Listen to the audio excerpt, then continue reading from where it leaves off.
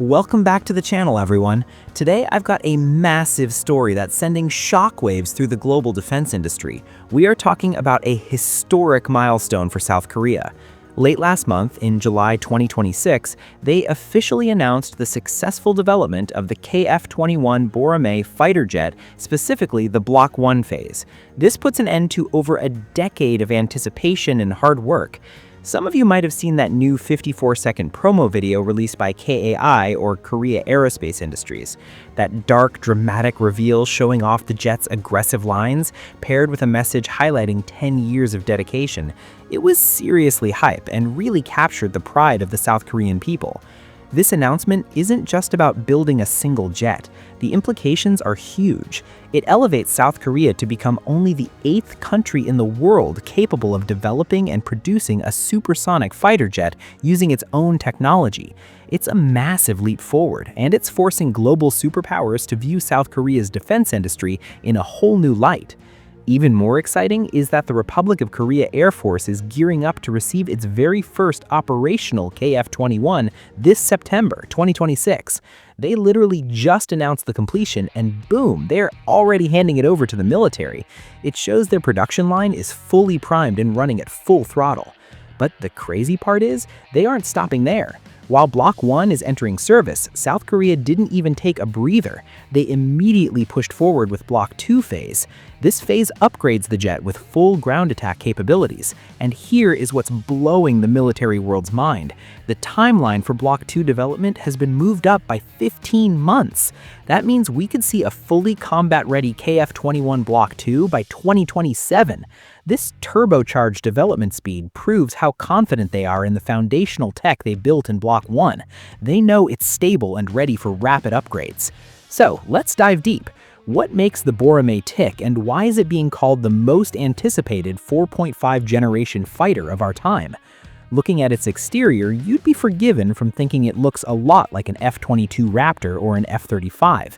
That's because its aerodynamics were specifically designed to minimize its radar cross-section. But it's not a true 5th-generation stealth fighter just yet. In Block 1, weapons still need to be mounted on external hardpoints under the wings and fuselage. They aren't hidden inside internal weapons bays.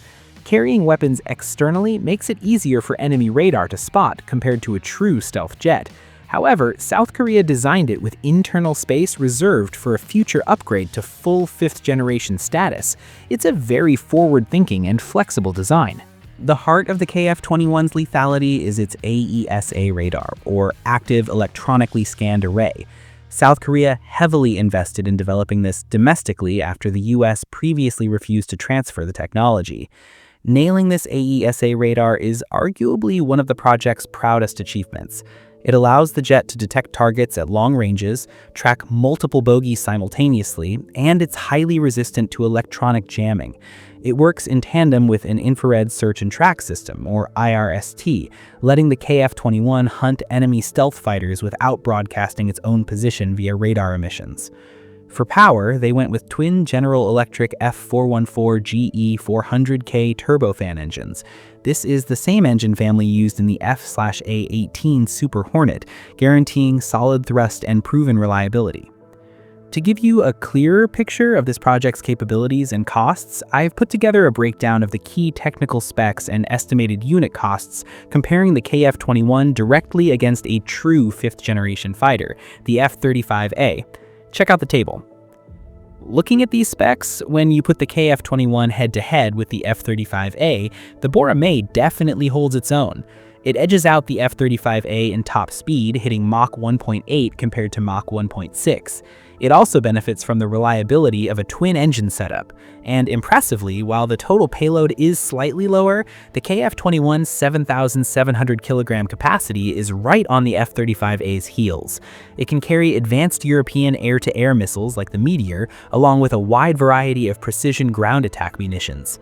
When we look at the bottom line, the estimated unit cost, the KF-21 sits at around $80 million compared to the F-35A at roughly $82.5 million. The sticker price difference might seem small, only a few $1 million bucks, but the KF-21's real killer advantage is its maintenance costs. Being a twin-engine fighter with domestically developed parts and tech, its cost per flight hour is projected to be significantly cheaper than relying on complex imported parts and maintenance systems from the US. This makes it highly attractive for air forces that want high performance but need long-term budget predictability. But amidst all this glory, there is a shadow of conflict and a massive geopolitical drama that we absolutely have to talk about. I'm talking about Indonesia's recent decision to pull out of this joint venture.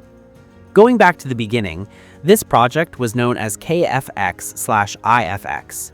Indonesia had agreed to fund about 20% of the total project cost.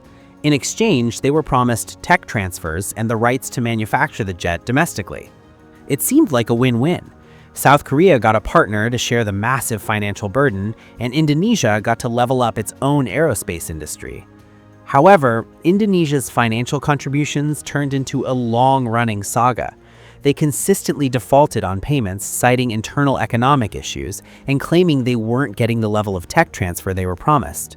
Finally, just last month in July 2026, right around the time South Korea announced the success of Block 1, Indonesia officially bailed.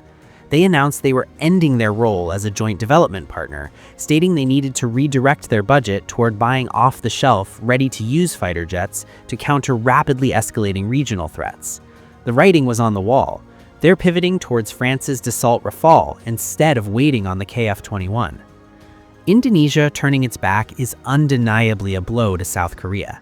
In the short term, Seoul has to dig into its own pockets to plug a multi-billion-dollar budget hole left by Jakarta. But in every crisis, there's opportunity. In the long run, South Korea now holds 100% of the technology and patents. They don't have to share. This gives them complete freedom to dictate export strategies, modify the tech, or sell the jet to third-party countries without needing approval from a partner. It hurts right now, but it might be the best possible outcome for Seoul down the line. So, what's next for South Korea and the KF-21 in this rapidly evolving arms race? As I mentioned, they are rushing to get Block 2 finished by 2027, but their vision goes way beyond that. The latest intel suggests KAI is quietly developing a Manned-Unmanned Teaming, or MUMT system. This would allow the KF-21 to act as a loyal wingman controller, seamlessly networking with a swarm of combat drones. The KF-21 pilot could send drones ahead into highly contested airspace to scout, designate targets, or even act as decoys against enemy air defenses. They are fully integrating AI into the battlefield.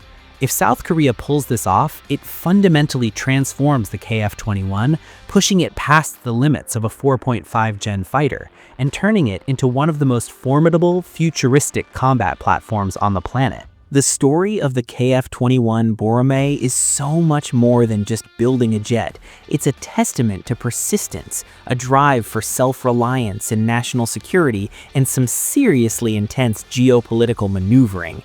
From successfully rolling out Block 1 to the world, to shouldering the massive costs alone after their partner bailed mid-flight, this is an Asian underdog story that is fascinating to watch. Before we wrap up, I want to leave you guys with a question. Do you think Indonesia pulling out will cripple the project in the long run? Or is this actually a golden opportunity for South Korea to monopolize the technology? Let me know what you think down in the comments. If you enjoyed this deep dive, don't forget to like, share, and subscribe so you don't miss our latest updates on global military tech. I'm Mix, and I'll see you in the next one.